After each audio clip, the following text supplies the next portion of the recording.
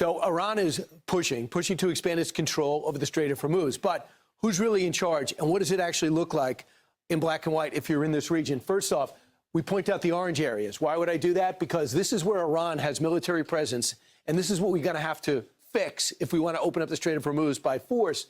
They say we have military strikes here, ability here, therefore we'll control all of this. So what does it look like, and why does Oman have a role? Well, Iran says, hey, Oman, you can control one half, we'll control the other half, and that's this whole pink area.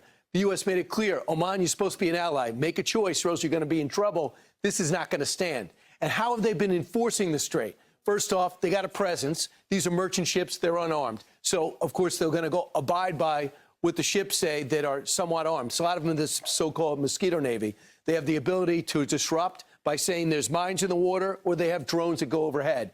Meanwhile, how are they doing this? They actually made up an authority, like a toll on a bridge, and they're charging people on international waters. That can't stand anywhere, anyhow, because the precedent would be really bad. And finally, no Israel, no U.S. are going to be allowed through as of right now. That's got to change. Now President Trump's addressing the possibility of future military action in Iran. Watch.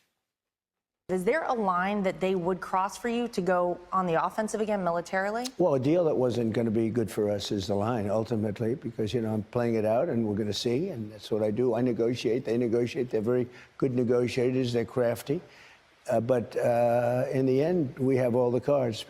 Tonight, tensions in the middle East remain extremely high as new negotiations continue between the United States and Iran over the future of the Strait of Hormuz, Iran's nuclear program, and the fragile ceasefire currently holding across the region.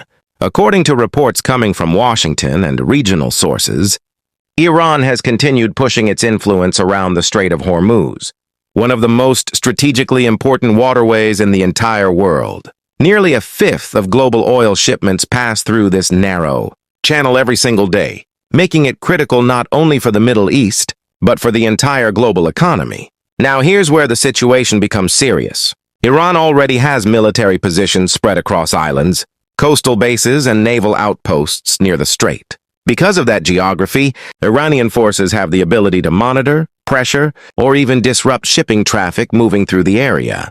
Over the years, Iran has developed what military analysts often call a mosquito navy strategy, using fast attack boats, drones, naval mines, and smaller mobile units instead of relying on a massive traditional navy. And according to American officials and military analysts, that strategy has become one of the biggest concerns in the region. The United States and its allies believe Iran is attempting to create the impression that it controls access to the Strait of Hormuz. Reports suggest commercial ships have faced warnings, surveillance, and threats of possible disruptions. Some analysts even accuse Iran of behaving as though it can decide who moves freely through those waters. But the U.S. position remains very clear. These are international waters. Washington says no country should be allowed to impose unofficial tolls, restrictions, or selective passage rights in one of the world's most important shipping lanes. American military officials argue that allowing that precedent could reshape global maritime law and encourage similar actions elsewhere around the world. At the same time, diplomatic talks are continuing behind closed doors. Sources now say negotiators are discussing a possible 60-day extension to the ceasefire agreement while broader nuclear negotiations continue. The proposed discussions reportedly include several major issues: the future of Iran's uranium enrichment program, economic sanctions, shipping security inside the Strait of Hormuz, and regional military activity involving Iran-backed groups. President Donald Trump has also made it clear that military action remains an option if negotiations collapse. And honestly, this is where the situation becomes very delicate. Because from Iran's perspective, they do not want to appear weak after years of sanctions, military pressure, and regional confrontations. Tehran wants economic relief, access to frozen assets, and recognition of its regional influence. But from the American and Israeli perspective, there is deep distrust toward Iran's leadership and long-term intentions. Many officials in Washington believe Iran could use negotiations simply to buy time to rebuild military capabilities, continue nuclear development, and strengthen allied groups across the region. And if we are being realistic, History explains why both sides distrust each other so much. Previous nuclear agreements slowed parts of Iran's program, but tensions never truly disappeared. Proxy conflicts continued across Lebanon, Syria, Iraq, and Yemen. Israel repeatedly warned that Iran would eventually attempt to rebuild its missile and nuclear infrastructure, regardless of any agreement signed on paper. Now, another major issue in all of this is Hezbollah. Israel has made it very clear that it will not sit back and allow Hezbollah to fully rearm near its borders while ceasefires are in place. Israeli officials argue that temporary truces become meaningless if weapons and missiles continue flowing into militant groups supported by Iran. That's why many analysts believe any future agreement would need extremely strict monitoring systems, inspections, enforcement measures, and economic pressure mechanisms. And personally, when I look at this situation, I think both sides are trying to avoid a full-scale regional war, but neither side fully trusts the other enough to relax pressure.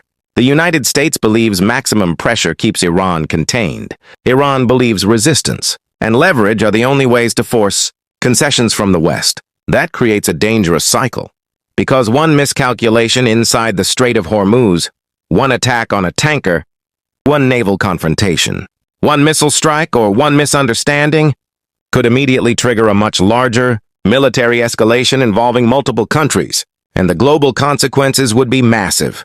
Oil prices could surge overnight, shipping routes could become unstable, energy markets would react immediately, and countries across Europe, Asia, and the Middle East would feel the economic shock almost instantly. Right now, diplomacy is still alive, but military pressure is still very real, and both sides appear to be preparing for either outcome. This comes as sources say negotiators have reached an agreement on a 60-day window to extend the ceasefire and launch nuclear negotiations. There are reports that the deal tackles the Strait of Hormuz, enriched uranium, and sanctions against Tehran. Let's bring in retired four-star general, Fox News senior strategic analyst and chairman of the Institute of Study of War, General Jack Keane. General, the president hasn't signed off on these deal points, which is an extension of the ceasefire. But what do you think about it? Yeah, well, let's first of all, I think when you look at it, we've got to remind ourselves, who are the Iranians here? And certainly the administration is very clear-eyed in who they are. In fact, I spoke to one of the negotiators earlier this week for a lengthy conversation, and there's no doubt in my mind that he's very clear-eyed in what we're dealing with here. What did we see after the 12-day war last June? The thing that got our attention and alarmed us is how they recommitted to all of their original goals. Recover the nuclear program, ballistic missile acceleration, continued support for the proxies. All of that was going on.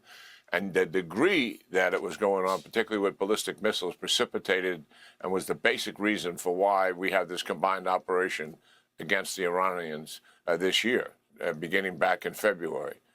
And we've got further evidence. So my point is, it's unlikely they're going to change. No matter what deal we put together, at the end of it, they're going to want to recover everything that they're losing and go back to their original goals. So in the deal, and our negotiators understand this, we've got to have the provisions in there to prevent as much of that as possible from happening. The second thing is, we know they're going to cheat. Look at this. Right now, what's taking place just this week alone with the violation of the ceasefire in the Straits of Hormuz. Who's doing that? The Iranians are doing that. And we had to react to it. Look what they've done in Lebanon. The ceasefire began on April the 8th. And since April the 8th, less than 2 months, they have fired rockets and missiles into northern Israel over 900 times. 1,200 plus drones have been fired into northern Israel, all since April the 8th. And that is under the guise of a ceasefire. And the Israelis are in a defensive crouch because they're abiding by the terms of the deal, which is they can only conduct defensive operations. I point this out because it reminds us who we really are dealing with here. They are likely to want to cheat. Now, we've got good leverage points here. Number one, the blockade ourselves. That'll get us the Straits of Hormuz open. And I'm assuming the president is looking at the text and seeing what's in there. And I'll get back to that in a second. And the other leverage point is the money. We have the money. We have their frozen assets and we have sanctions. So we can meter that out based on how their behavior is changing and what their level of commitment is. And then the thing that you mentioned, and the president mentioned also last night in the interview, we can go back to military operations. Where the Iranians are, they want to stretch these negotiations out as long as possible, because then they think in their minds it's less likely the president will go back into military operations. But they have miscalculated about this president before, and that's dangerous on this part, and they would likely do that again here. When it gets to the straits that you're talking about here, Brian, I think there's some issues that are likely we want to see in the text, and that may be what's delaying. And I don't know. I don't want to speculate about the text, but I think what we know the issues are. Iran has to demine, and that probably is going to take a few weeks to do that. Why? Because they don't know where all the mines are that they put down. So that has to happen. But the southern lane is open because we opened it, and traffic will begin to flow right through there. So there'll be some relief immediately, but it'll take some time before it's all relieved. Number two, and you mentioned it, there can be no fees. There are not going to be any tolls, fees, or whatever you want to describe it. None whatsoever. And the third thing, I think the administration is certainly very much aware of this. We cannot leave Iran with the implication that they're in control of it. And what do I mean by that? Well, because they're organizing when and who is going to move through the straits. That's control. That's got to be off the books. They have their hands off of it. This is international waters, freedom of navigation. They don't have a say in any of it. Then there's the nuclear enrichment. We want all of it out of there, regardless of the percentage. That's a fact. And that's got to happen, and that's the president's main objective, for sure. And that's the reality of it. And certainly there are other things that are going to take place here. And the money is going to be an issue for sure. Iran's going to want money up front because of goodwill, and we're going to say no. We want to see what your behavior is like, and we're going to meter the money to you. I suspect those are the issues that we're dealing with in trying to get an agreement on this draft document. Yeah, a couple of things. We could just dissolve in the deal points while I talk. But the last one I want to point to, Israel and Hezbollah war has to come to an end in Lebanon. It's not going to happen unless they decide that they will not fund the proxies. Because you can't ask Iran to watch Hezbollah rearm and not, Israel to watch Hezbollah rearm and not do anything. They're not going to do that. And my problem is, too, who's speaking for Iran? They have their deputy secretary come out and say Iran's assets will be returned in full for us to agree to any deal. Not going to happen. And they have their head of the parliament come out and say we will maintain our right to enrich uranium. So if you're President Trump, you have to say to yourself, who am I dealing with and why are they saying this? So, General, I know you're going to be all over this, working this on all angles. Thanks so much. Be sure to like and subscribe.